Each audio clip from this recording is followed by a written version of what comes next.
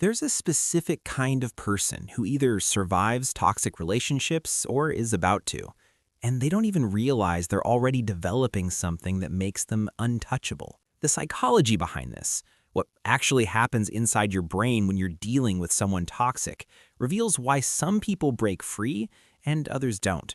And if you're watching this, there's a reason you're here. See, here's what's wild. We've spent decades studying trauma, PTSD, anxiety, depression, all the ways people break. But only recently have researchers started asking a different question. What about the people who don't just survive, but somehow become more than they were before? There's a term for this: post-traumatic growth, and it's not what you think. First, let's get real about what toxic relationships actually do to your brain, because this isn't just they hurt your feelings. When you're in a toxic relationship, whether it's romantic, family, or friendship, your nervous system is essentially living in a war zone. Studies show that chronic stress from manipulation or emotional abuse spikes cortisol, your stress hormone, to levels that mirror actual combat situations. Your brain doesn't know the difference between a threat and a person who's gaslighting you. The effects? Anxiety, depression, insomnia, your concentration fractures. Some people develop symptoms that look identical to PTSD, and here's the key part. These aren't character flaws, they're survival reactions.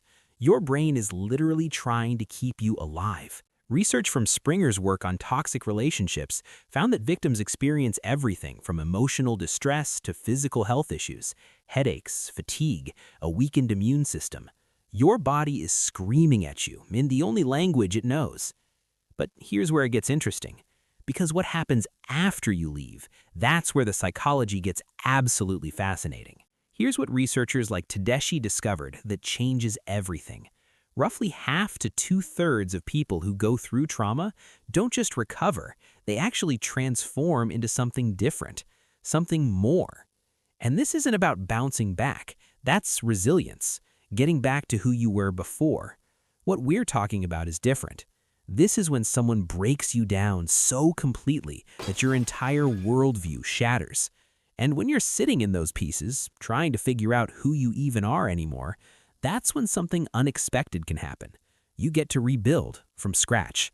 And sometimes, not always, but sometimes, what you create is actually stronger than what they broke. Here's the paradox that might actually give you hope if you're feeling shattered right now. The people who transform the most are often the ones who got hit the hardest, the ones who couldn't just shake it off, the ones who had every belief about love, trust, and safety completely dismantled. If you're someone who barely felt a scratch, you probably won't change much, because real growth, the kind that rewires who you are, it requires being broken first. And if that's where you are right now, sitting in the wreckage, you're actually in the most powerful position you've ever been in.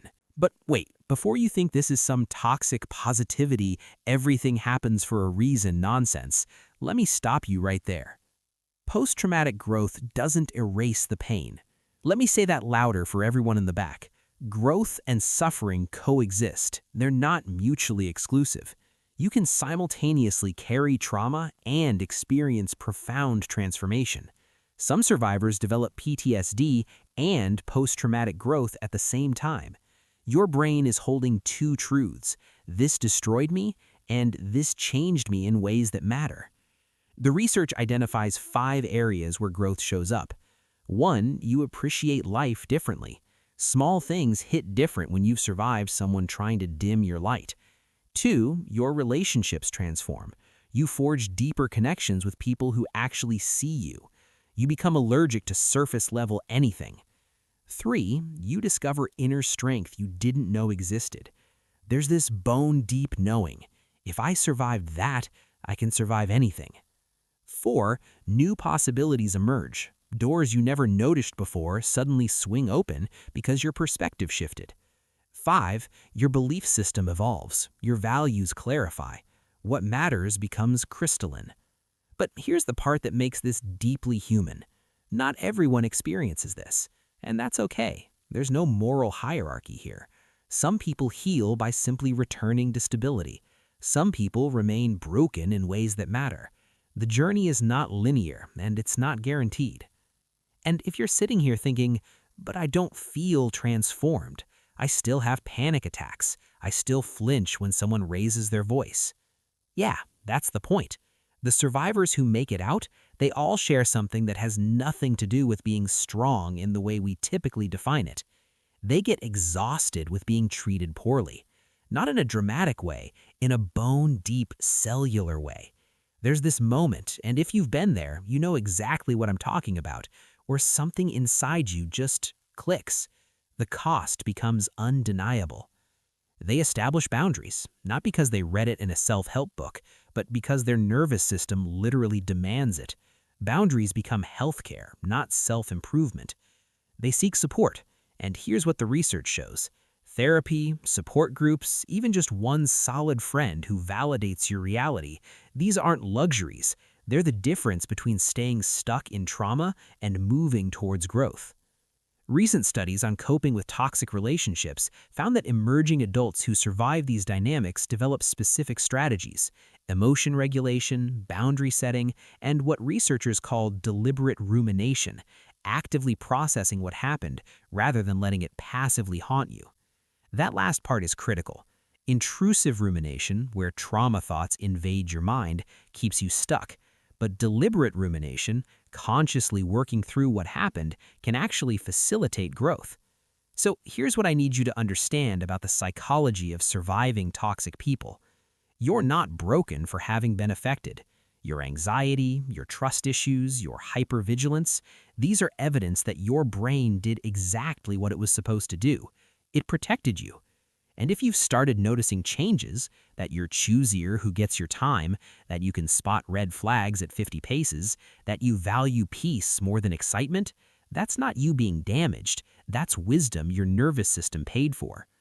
The research is clear. Toxic relationships leave marks, but those marks don't define the full story. For many survivors, those marks become maps. They show you where you've been, and more importantly, where you refuse to go again. Here's what gets me about this research on post-traumatic growth. It's not about glorifying suffering. It's about acknowledging that humans are astonishingly adaptive. We're meaning-making machines. And sometimes, when everything falls apart, we find ways to build something that actually fits who we really are. Not everyone gets there. The timeline is different for everyone, and you don't owe anyone a growth narrative from your trauma. But if you've survived a toxic person and you're still here, still trying, still rebuilding your sense of self one boundary at a time, that's not just survival, that's transformation in real time. Your brain is literally rewiring itself. Your perspective is shifting. You're becoming someone who knows the difference between connection and control, between love and manipulation.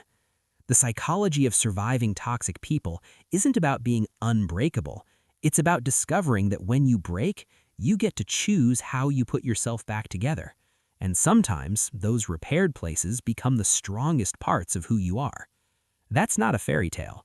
That's neuroscience. And it's happening inside you right now. If this hit home for you, please subscribe. And if you want to support these deep dives, hit that join button to become a channel member.